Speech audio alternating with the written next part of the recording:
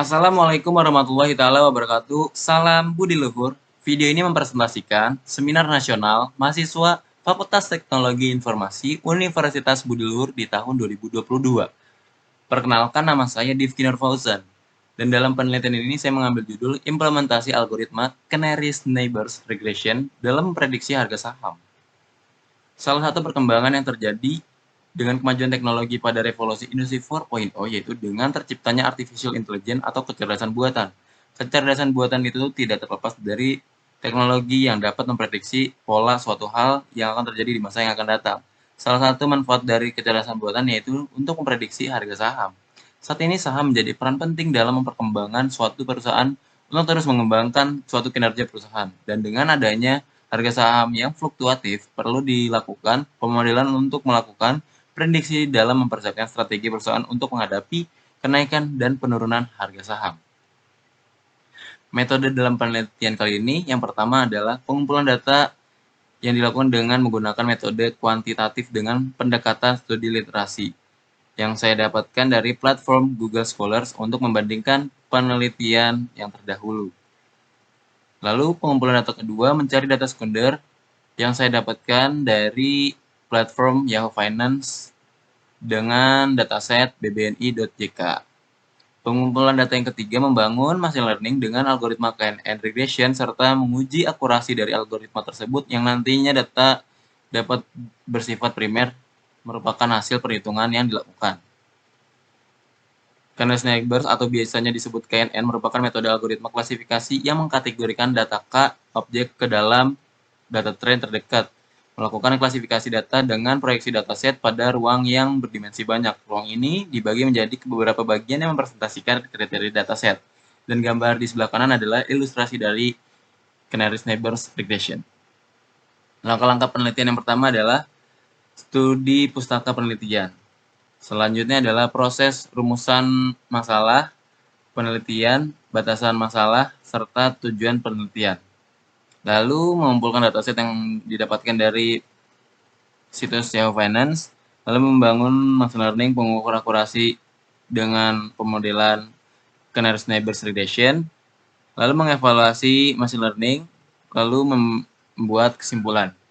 Adapun mekanisme machine learning, yang pertama mengeksplorasi data, lalu meng-cleansing data, lalu mempersiapkan dataset time series, normalisasi data, lalu memasukkan algoritma atau rancang model, lalu melatih data dan membaca hasil, dan yang terakhir membuat kesimpulan.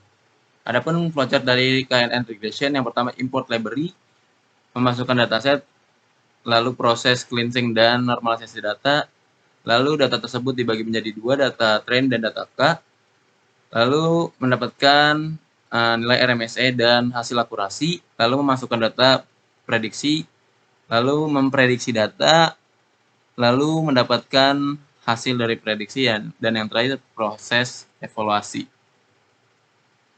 Dan tabel di sebelah kanan adalah dataset yang diolah ke dalam bentuk time series yang saya dapatkan dari platform Yahoo Finance dengan nama dataset bbni.jk. Terdapat sekitar 2.287 data yang diambil sejak tanggal 25 April 2013 sampai 12 Juli 2022. Dan berikut adalah hasil dari machine learning yang dimana satu indikator sampai 4 indikator yang saya gunakan. Satu indikator merupakan fitur close, dua indikator menggunakan fitur close dan open, tiga indikator menggunakan fitur open, close, dan high. Lalu 4 indikator menggunakan fitur open, low, high, dan close, yang dimana hasil yang paling relevan adalah menggunakan satu indikator dengan akurasi 99,17% dan nilai RMSE-nya 168 dan mendapatkan keoptimal 7.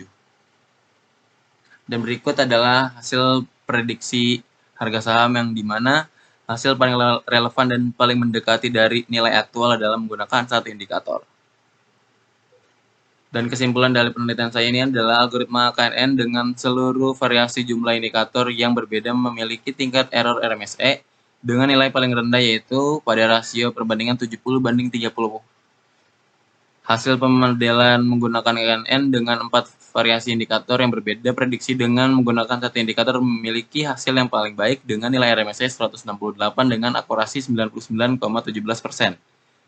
Hasil prediksi dengan KNN memiliki selisih nilai sebesar 40-100 pada setiap variasi indikator.